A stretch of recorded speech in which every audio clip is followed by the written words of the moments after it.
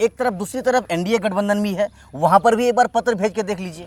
नहीं, एनडीए में क्यों जाएंगे भाई? एनडीए के खिलाफ तो पूरी जिंदगी लड़ाई हो रही है। अब तो पत्र भेजने वालों में से होगा। अरे ये पत्र भेजने वालों से पत्र तो भेज रहे हैं हम, तो सरकार एनडीए के खिलाफ न भेजें। आप अगर वो मजबूत थे तो आप पत्र क्यों भेजे? महागठबंधन वाले आपको तलाशते हैं। अरे भाई, महागठबंधन वाले हमने पत्र दिया, कल वो ये ना कहे कि आप लोगों की चाहत नहीं है। हमने तो हुज्जत को ताम कर दिया। बगैर बैरिस्टर शमसुद्दीन ओवैसी के सरकार नहीं बन सकती है बिहार में। आरजेडी के राज्यसभा सांसद कह रहे हैं कि सीमांचल में, बिहार में ओवैसी का कोई जनाधार ही नहीं है। यह तो जबरदस्ती है कि ओवैसी महागठबंधन में शामिल होने की बात कर रहा है।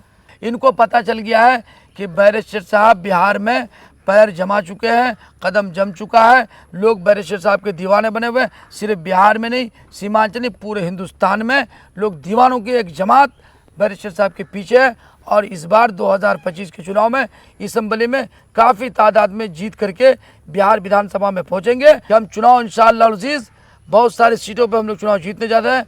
वो चाहे आरजेडी कांग्रेस वाले हम लोग से इत्तेहाद करे या ना करे, फिर भी हम लोग बहुत सीटों से इंशाअल्लाह जीतने जा रहे हैं। आरजेडी वाले इस बात को मानने को तैयार बिल्कुल नहीं थे कि एमआईएम पार्टी की तरफ से कोई पहल किया जा रहा है महागठबंधन में शामिल होने के लिए। जब ये बातें चल रही थी, आरजेडी पार्टी के कुछ नेता कह रहे थे कि एमआईएम पार्टी की तरफ से ये हवाबाजी की जा रही है। हालांकि गठबंधन को लेकर के एमआईएम पार्टी की तरफ से कोई पहल नहीं किया जा रहा है।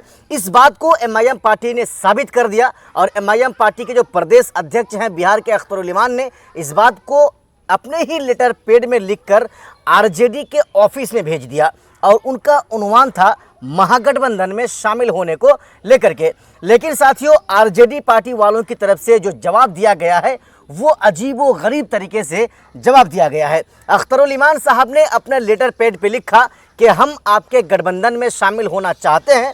आपकी जो चाहत है कि बिहार में बीजेपी की सरकार ना बने, ठीक ओवैसी यानी एमआईएम की भी वही चाहत है कि बिहार में बीजेपी की सरकार ना बने। इसलिए हम एक साथ में एक गठबंधन में होकर चुनाव लड़ सकते हैं और बीजेपी को हरा सकते हैं। लेकिन आरजेडी की तरफ से जो बयान दिया गया है, उसी बयान को लेकर के हमारे साथ चर्चा करने के लिए मुफ्ती अतहर जावेद साहब हैं, बिहार पार्लियामेंट्री बोर्ड के एमआईएम पार्टी के मेंबर हैं।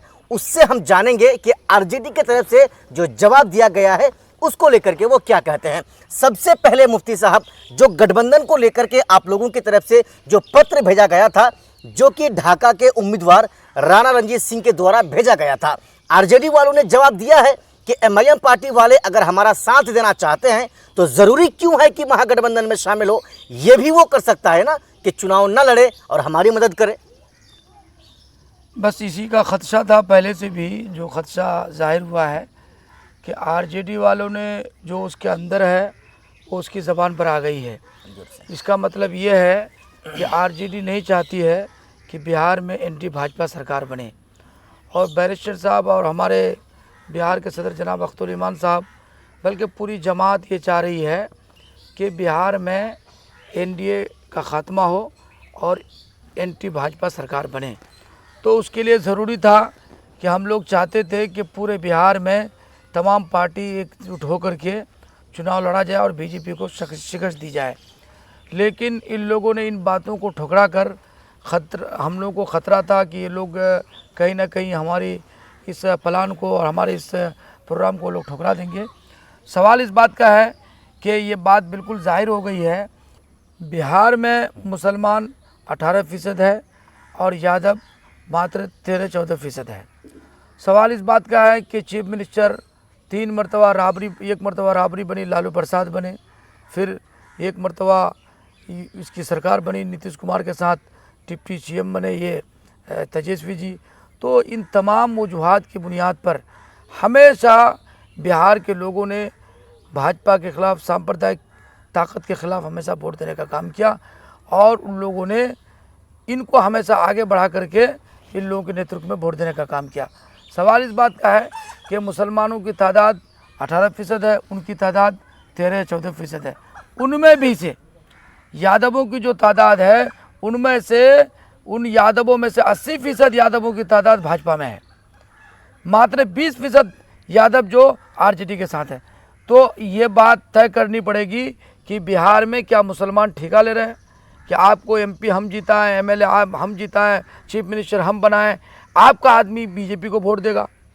तो इस बार ये बात तय करेगी कि हम लोग इस बार सबक सिखा देंगे। जो जो पार्टियां हमको हाशिए में रखना चाहती है उसके दिमाग में ये बात है कि हम एमआईएम को बिल्कुल हम हाशिए से बाहर कर देंगे या हम बिहार से बाहर कर देंगे, ये उसका भूल है। उसको पता नहीं है सीमांचल में सबसे बड़ी अगर पार्टी है सीमांचल में तो बैरिस्टर असदुद्दीन अवैसी मजलिस इत्तेहादुल मुस्लिमीन की पार्टी है।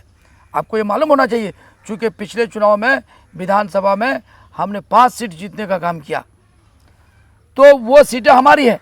भले हमसे बगावत करके हमसे धोखा दे करके दूसरी पार्टी में चले गए, लेकिन वो तमाम सीटें तो हमारी है। तो यही बात अंदाज़ा, और उससे ज़्यादा आक्रोश इस वक्त पूरे मुल्क में, न सिर्फ बिहार बल्कि पूरे हिंदुस्तान के कोने कोने में बैरिस्टर साहब का चर्चा है। लोगों के दिलों में मोहब्बत है, हिंदू हो या मुस्लिम हो, सिख हो या ईसाई हो। और इस बार जब बिहार में चुनाव होगा तो विधानसभा चुनाव में 10 से 15% हिंदू वोट भी मजलिस इत्तेहादुल मुस्लिमीन को मिलने वाला है। आरजेडी के राज्यसभा सांसद कह रहे हैं कि सीमांचल में, बिहार में ओवैसी का कोई जनाधार ही नहीं है, यह तो जबरदस्ती है कि ओवैसी महागठबंधन में शामिल होने की बात कर रहा है। इसको तो पता चलेगा, हमने 5 सीट तुमको हराया था, हमने हराया था ना भाई, हमने बुरी तरीके से हराया और हमने जीता, तो हमारा जनाधार नहीं है। और हमारी पार्टी के लोगों को तोड़कर बना लिया तो जनाधार हो गया। ये तो वक्त पता चलेगा क्यों परेशान है, क्यों डुगडुगी बजा रहा है। मनोज झा हो या उनके जैसे और भी कोई नेता हो, ये अभी याद जानिए, चाहे बीजेपी, चाहे आरजेडी हो, चाहे कांग्रेस हो या और भी कोई पार्टियां हो, जो छोटी छोटी पार्टियां, क्षेत्र पार्टियां हैं या राष्ट्रीय स्तर की जो पार्टियां हैं, उन पार्टियों में बीजेपी आरएसएस मिजाज के लोग अभी भी मौजूद हैं। ये लोग नहीं चाहते हैं कि सब गठबंधन एकजुट होकर के मुत्तहिद होकर चुनाव लड़ा जाए, बीजेपी को हराया जाए।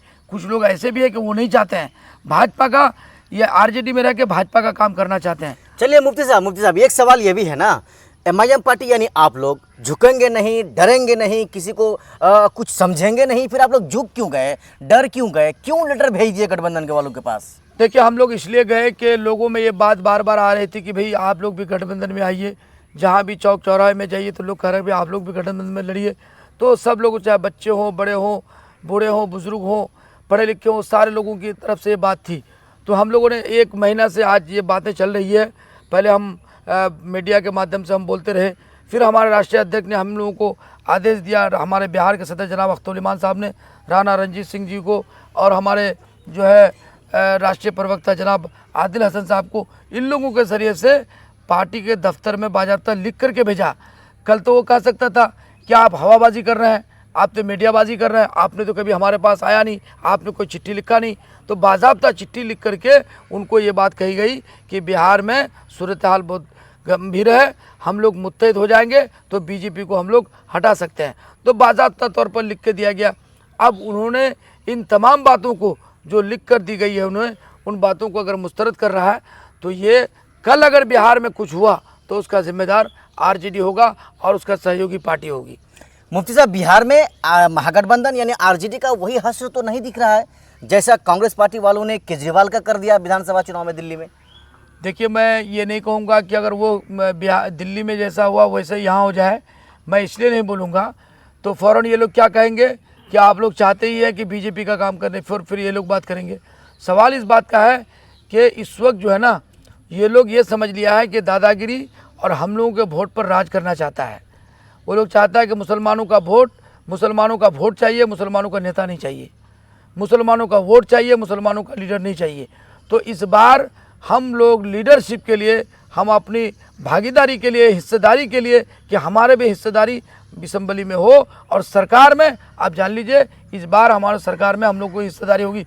सरकार बगैर बैरिस्टर असदुद्दीन अवैसी के सरकार नहीं बन सकती है बिहार में। हाँ, अगर अब क्या है, हम क्यों चाहते हैं मुत्तहिद होने के लिए, हम क्यों चाहते हैं राइज के लिए, कि भाई हम जहाँ लड़ेंगे हम भी जीत के तो आप ही को देंगे। हम उसके बावजूद भी हम बता देना चाहते हैं ऑन रिकॉर्ड कि हम चुनाव इंशाअल्लाह अज़ीज़ बहुत सारी सीटों पे हम लोग चुनाव जीतने जाते हैं। वो चाहे आरजेडी कांग्रेस वाले हम लोगों से इत्तेहाद करे या ना करे, फिर भी हम लोग बहुत सीटों से इंशाअल्लाह जीतने जा रहे हैं। और जीतने के बाद ज़रूरत पड़ेगी बैरिस्टर असदुद्दीन अवैसी की, ज़रूरत पड़ेगी अख्तर उल ईमान की, तो हम लोग सरकार को बिला शर्त के हम लोग क्या करेंगे, सहयोग करेंगे इंशाल्लाह। मुफ्ती साहब, नाराज होने की इसमें कोई बात नहीं है। एक तरफ, दूसरी तरफ एनडीए गठबंधन भी है, वहां पर भी एक बार पत्र भेज के देख लीजिए। नहीं, एनडीए में क्यों जाएंगे भाई? एनडीए के खिलाफ तो पूरी जिंदगी लड़ाई हो रही है। अब तो पत्र भेजने वालों में से होगा। अरे ये पत्र भेजने वालों से पत्र तो भेज रहे हैं हम, तो सरकार एनडीए के खिलाफ न भेजें। आप अगर वो मजबूत थे तो आप पत्र क्यों भेजे? महागठबंधन वाले आपको तलाशते हैं। अरे भाई, महागठबंधन वाले हमने पत्र दिया, कल वो ये ना कहे कि आप लोगों की चाहत नहीं है। हमने तो हुज्जत को ताम कर दिया ना, हुज्जत तो हमने ताम कर दिया। कल अगर ये लालू प्रसाद जी या फिर तेजस्वी यादव जी या कोई भी उनकी पार्टी का या कांग्रेस के कोई लोग और भी जो सहयोगी है, उनको बिहार में छोटी छोटी पार्टियां हैं, यादवों की पार्टी हो गई, कुर्मी की पार्टी हो गई, दलितों की पार्टी हो गई, तो इन लोगों की पार्टी उनको बहुत याद आ रही है, इन लोगों को समर्थन लेने की बहुत याद आ रही है। मुसलमान 18% है, हमारे वोट से देश की तकदीर और तस्वीर का फैसला होता है और हमको हाशिए में रखना चाहते हैं, ये कभी नहीं हो सकता है। और इस बार जान लीजिए, पूरे सीमांचल में सिर्फ पतंग ही पतंग लहरेगा। नहीं मुफ्ती साहब, जिस समय आपके 4 विधायक चले गए थे आरजेडी पार्टी में, आप ही लोग ओवैसी साहब सीमांचल के किशनगंज के अलग अलग जगह में आकर चिल्ला चिल्ला कर बोल रहे थे कि हम बदला लेंगे, आरजेडी को दिखाएंगे, वक्त आएगा तो हम दिखा देंगे। फिर वक्त से पहले ही उसके पास जाकर झुक क्यों गए आप लोग? सवाल तो ये है ना, क्यों झुक गए? देखिए बात सुनिए, वो तो सबक सिखाना अलग है जी, सबक तो इंशाल्लाह जब वक्त आएगा सिखाएंगे। सवाल इस बात का है, हम पूरे बिहार की बात कर रहे हैं, पहले तो सीमांचल की बात कर रहे थे ना। सीमांचल तो हमारा टारगेट में ही है। अगर कल यही लोग कहेंगे कि बीजेपी के इशारे पर लड़ रहा है, बीजेपी के फना पर लड़ रहा है, तो हम लोगों ने कहा कि भाई हम लोगों को बिला शर्त हम लोग आपके साथ मुत्तहिद होकर चुनाव लड़ना चाहते हैं। सीट जो भी तय हो जाती, हमारे बैरिस्टर साहब से, अख्तर ईमान से मिलकर के जो भी बातें हो जाती अलग बात है, लेकिन इन लोगों ने हेकड़ी दिखाया, इन लोगों ने हम लोग को अनदेखी की, तो इसका जवाब तो 2025 के चुनाव में मिल जाएगा। 2025 के चुनाव में आप उनका जवाब देंगे इंशाल्लाह। लेकिन हर एक्शन का रिएक्शन होता है, तो उसका रिएक्शन अगर हम इस मायने से लें कि आप अकेले सक्षम है नहीं चुनाव लड़ने के लिए, इसीलिए आप उसके पास गिड़गिड़ाने गए थे। कहने को तो कुछ भी कह दीजिए, कि सवाल है क्या कोई किसी के यहाँ दावत खाने जाता है, क्या उसके घर में खाना नहीं होता है? क्या कोई किसी के यहाँ दावत खाने जाता है तो इसका मतलब कि उसके घर में खाना नहीं है? तो दावत तो हमने दिया कि आप भी आइए, हम भी मिल करके, आपसे मिल करके हम बीजेपी को हराएं। बीजेपी को आरजेडी की हिम्मत नहीं, औकात नहीं कि बीजेपी को अकेले बिहार से उखाड़ फेंके। ना कांग्रेस में दम है, ना आरजेडी में दम है, किसी पार्टी में नहीं। और हम कहते हैं कि सीमांचल से जो भी मुत्तहिदा पार्टी है, उन तमाम पार्टियों को धूल चटाने का काम 2025 हम नहीं करेंगे। यहाँ के नौजवान, यहाँ के बुजुर्ग, माँ बहनें वो करने वाले हैं। तो नहीं लड़िए ना चुनाव, आरजेडी वाले तो कह रहे हैं कि आप चुनाव न लड़के भी आप हमारी मदद कर कीजिए। अरे भाई, हम चुनाव की बात कर रहे हैं, हम तो हिस्सेदारी की बात कर रहे हैं। अब हिस्सेदारी कैसे आएगी ये तो समझ लेना चाहिए। हम चुनाव लड़ने की बात, चुनाव तो लड़ने का पूरा हिंदुस्तान में लड़ेंगे, लेकिन बिहार में हम इसेंबली में हिस्सेदारी की बात करते हैं। तो हो गई ना बात, जब हिस्सेदारी की आप बात करेंगे, जब 18% वाली बात करेंगे, तो पूरे बिहार में आरजेडी को तो 40 सीटें देना पड़ेगा जो है मुसलमानों को। तो फिर आरजेडी वाले कहाँ तैयार है इस तरह की बातें करने के लिए? अरे आरजेडी अगर नहीं तैयार है तो रहे वो भाई, वो चुनाव लड़े, मैं अपने लिए, तुम अपने लिए लड़ो, हम देख लेंगे मैदान पर हमको कितनी ताकत है, हमारी उनकी कितनी ताकत है, मैदान में पता चल जाएगा। अगर उन्होंने मुत्तहिद नहीं किया तो इसका जिम्मेदार आरजेडी और कांग्रेस के लोग होंगे।